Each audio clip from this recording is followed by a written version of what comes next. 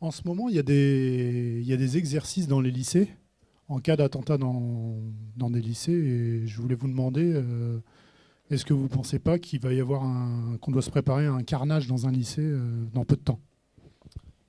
Manuel Valls, qui n'existe que par le CRIF et Israël, nous avait répété qu'il y aurait d'autres attentats, rappelez-vous, hein. Et je pense qu'il y a des gens en France qui ont envie qu'il y ait des attentats. Ça permet de maintenir l'état d'urgence, ça permet effectivement une soumission à Israël, ça permet aussi de ne pas parler de la crise économique. Enfin voilà, il y a des gens pour qui c'est tout bénéfice les attentats, hein. Et tant qu'on aura ces gens-là au pouvoir, effectivement, je discute avec des gens haut placés, hein, à plusieurs niveaux. Ils valident totalement mon analyse, hein. Voilà, c'est tout ça, c'est fait exprès, quoi. Voilà, donc si on n'arrive pas à reprendre le pouvoir rapidement, et si des patriotes authentiques ne reprennent pas le pouvoir sur la France, on est en risque d'attentats permanents parce que effectivement ces attentats sont voulus et organisés et on laisse faire, etc. Et aujourd'hui, la tendance, je vois, c'est on a essayé d'exciter les Français avec une série d'attentats, Bataclan, Nice, le prêtre égorgé. On dirait presque un programme, hein, un programme de pousser à la radicalisation. Or, comme dirait l'autre, il n'y a pas eu de match retour. Le petit blanc, soit parce qu'il est apathique, soit parce qu'il n'est pas si con, n'est pas allé assassiner des enfants musulmans, etc., etc. Et je pense qu'il y a des gens à qui ça manque. Ils doivent se dire, ça ne suit pas. On n'arrive pas à déclencher le truc. Et donc, je pense que des types, je ne vais pas parler de Valls, hein, mais voilà, sont sans doute très intéressés à ce qu'à un moment donné, il y a un petit blanc désespéré d'une site entourée de racailles ethniques, etc., poussé par Conversano, qui ira, par exemple, rafaler le vendredi soir une mosquée ou tirer sur une école remplie de petits migrants en prétendant que ce sont des singes de 70 de QI et qu'il faut les éradiquer, pour espérer effectivement que là, ça parte dans tous les sens, pour que l'armée intervienne, l'état d'urgence, et que les experts israéliens viennent nous expliquer comment on fait. Etc., etc. Je pense qu'il y a des gens qui travaillent à ça, effectivement. Et j'ai vu, on m'a montré des photos où on met des sacs de sable devant des écoles, là, en ce moment. On crée un climat de psychose, etc. Or, quand on voit les terroristes islamiques là qu'on s'est pris dans la gueule récemment, ce sont toujours des délinquants complètement abrutis, très peu musulmans, avec des parcours toujours bizarres, et on sait très bien que d'eux-mêmes ne sont pas capables de monter des réseaux, des organisations, etc. Et ça, on sait très bien que derrière, il y a autre chose. Tous les analystes sont capables de le dire plus ou moins à demi-mot ou totalement. Et je pense qu'effectivement, là, effectivement, on est en risque de ça. Il y a des gens, effectivement, dans toute comment dirais-je, la carrière politique tient effectivement à jouer sur ces tensions, ces choses-là, etc. Et j'ai aussi une analyse assez... Parce que je réfléchissais par rapport à Conversano, qui a été recruté, j'en suis sûr, et derrière lequel il y a... oui, oui, oui, Elisabeth Lévy, Ring, etc. Oui, oui, c'est-à-dire l'extrême droite israélienne, hein. Il n'y a aucun doute là-dessus. Et je pense que eux, leur calcul, c'est de pousser des petits blancs désespérés avec de la virilité qui sont au milieu des racailles de banlieue à aller commettre une action suicide ultra-violente, effectivement, pour, notamment leur premier objectif, je vous le dis, c'est bousiller le vote Front National juste avant le premier tour. Parce qu'évidemment, ça sera mis sur le dos du front.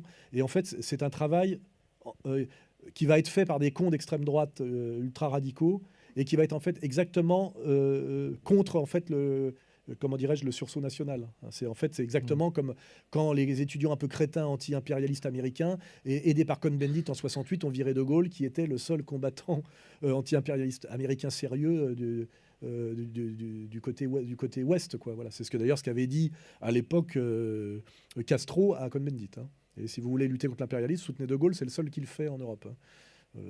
Ils se sont vite dépêchés d'oublier, hein, voilà.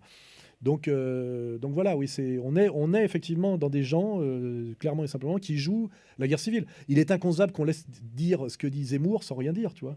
Un type qui dit la guerre civile interethnique, interreligieuse est inéluctable, il faut y aller. Enfin, elle va avoir lieu. Et puis un autre qui dit, dont le discours est il faut que les Blancs se réarment. Et en plus, ça fait des listes, tout ça, pour la police d'État, hein, parce que tous ces cons sont sur Facebook. Donc ça fait à disposition de l'État profond des listes de types qu'on va pouvoir activer au moment où il faudra aller foutre le feu à une mosquée, machin, etc. On a des Méras et des Koulibaly d'un côté, et maintenant on est en train de fabriquer les Méras Koulibaly blancs, hein. Voilà, c'est tout. Et pour ça, on engage des acteurs, je dirais, des intermittents du spectacle comme Conversano, qui ne viennent de nulle part, qui n'ont aucune légitimité et qui rencontrent très peu d'emmerdements, hein, et qui n'ont vraiment pas des têtes de warriors blancs européens alpha, ce que j'ai démontré par la pratique très récemment. C'était ça le but pédagogique aussi. Mais effectivement, qui sont en train de faire monter la mayonnaise. Et voilà. Oui, voilà, je pense que moi, c'est mon travail de faire comprendre tout ça. Et parfois, c'est dur parce que je discute avec des jeunes blancs de 20 ans désespérés en banlieue face à des racailles qui n'en peuvent plus d'humiliation, de tension, etc. Effectivement, ils ont envie d'y aller. Et je leur dis, les gars, c'est un piège, quoi. Hein. Et puis même, d'ailleurs, si vous voulez vous armer, vous défendre, etc., c'est pas la peine de le crier sur Internet. Hein.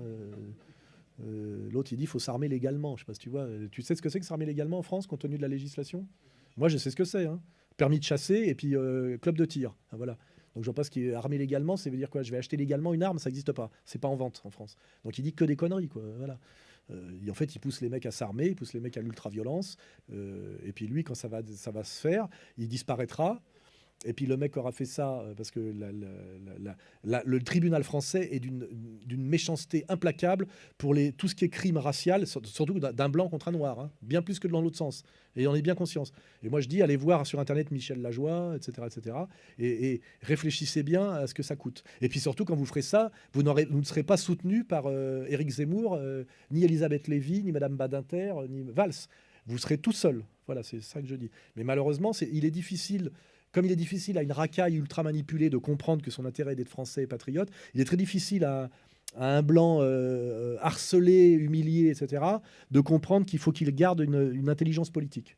Et le but, en ce moment, c'est ça, c'est de faire péter les plombs des deux côtés. Hein, voilà. Et moi, mon travail, c'est d'essayer de lutter contre ça, ce qui est éminemment dangereux, parce que c'est comme si vous mettez au milieu d'un champ de tir, je veux dire, les coups viennent de tous les côtés. Mais je pense que soit on fait ça, soit on fait rien. Je veux dire, sinon, l'alternative, c'est vous retirez à la campagne.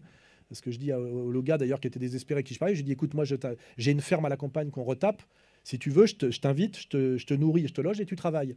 Et là, tu vas dépenser ton énergie à monter des murs et tu vas éviter de péter les plombs. Ce qui me dit, je suis à Sarcelles au milieu des bouquets, j'en peux plus, etc. Je vais passer à l'acte, j'ai des armes, etc. Je lui dis non. Et voilà, et ça, c'est les mecs qui écoutent Conversano, tu vois. Et je lui dis, regarde bien ce mec, c'est pas un mal alpha. Il a rien à voir avec toi. Toi, tu es un vrai guerrier, lui, c'est une merde, tu vois. Donc déjà, ayez l'instinct, quoi. Je veux dire, ne suivez pas ce mec-là, tu vois. Le jour où il faudra y aller, le mec qui vous dira d'y aller, et peut-être que ça aura un sens, il n'aura pas cette gueule-là. C'est clair et net, quoi. Voilà.